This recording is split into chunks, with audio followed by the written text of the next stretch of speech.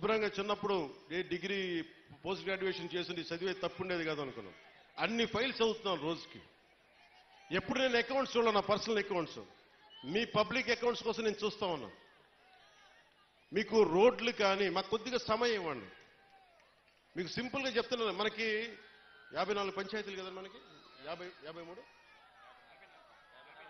మన పిఠాపురంలోనే 54 పంచాయతీలు. 54 పంచాయతీలకి ఈ రోజున సమస్య నిధులు లేవు. మనకి నిన్న రివ్యూ చేస్తా ఉంటే కాకినాడలో క్రయ విక్రయాలు, భూముల అమ్మకాలు, క్రయం విక్రయాలు ఉంటే మనం స్టాంప్ డ్యూటీ కడతాం. ఒక ఉదాహరణకు 1000 రూపాయలు స్టాంప్ డ్యూటీ కడితే దానికి కనీసం 2% దాంట్లో డబ్బులు మనకు రావాలి, పంచాయతీలకి రావాలి. పంచాయతీలకి డబ్బులు మన స్టేట్కి వెళ్తున్నాయి కానీ అక్కడి నుంచి రావట్లా. అందుకే పంచాయతీలో నిధులు మనకి కుళాయిలకి ఏదైనా కావాలన్నా నిధులు లేవు. ఏ మూల చూసినా నిధుల్ని అడ్డగోలుగా దారి మళ్లించేశారు. ఋషికొండ అనే ఒక ప్యాలెస్ కట్టడానికి 600 కోట్ల రూపాయలు వెచ్చించారు. ఎవరుంటారు అక్కడ? గెస్ట్ హౌస్ అంటారు, టూరిజం శాఖ గెస్ట్ హౌస్ అంటారు. సరే, సంతోషం, అది మీ సొంత ఇల్లు కాదని మీ ఆర్గ్యుమెంట్ కూడా నేను ఒప్పుకుంటున్నా. ఆ ఖర్చు అవసరమా? అదే ఖర్చు కనుక కనీసం ఒక 25 కోట్లు ఈ రోజున పిఠాపురం కానీ ఏ నియోజకవర్గంకి ఇచ్చినా రోడ్ల సమస్య తీరిపోయేది, నీటి సమస్య తీరిపోయేది. డబ్బుని ఎలా ఖర్చు పెడతాం? మీ ఇష్టారాజ్యంగా ఖర్చు పెట్టేస్తారా డబ్బు? 30 లక్షలతో ఎవడన్నా సరే బాత్ టబ్ పెట్టుకుంటాడు ఎవడన్నా. నేనే పెట్టుకున్నాయని. ఇన్ని కోట్లు సంపాదించేవాడు నేనే పెట్టుకోను.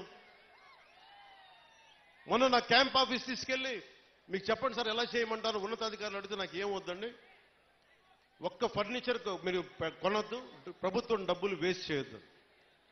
ఎందుకు వేస్ట్ చేయొద్దన్నానంటే నేను కనుక ఒక 10,000 రూపాయలకి ఫర్నిచర్ కొంటే ఆ 10,000 రూపాయలు ఒక ఉద్యోగి జీతానికి వెళ్ళిపోతుంది.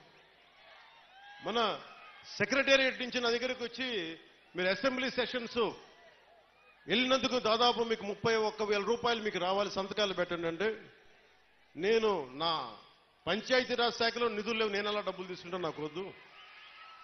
నేను చదివిస్తున్నాను, దీన్ని రెలింక్విష్ చేస్తున్నా.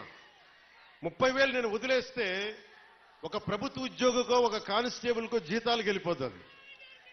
అంటే ఇంత బాధ్యతగా ఉండాలి అని నేను ముందుకెళ్తున్నా.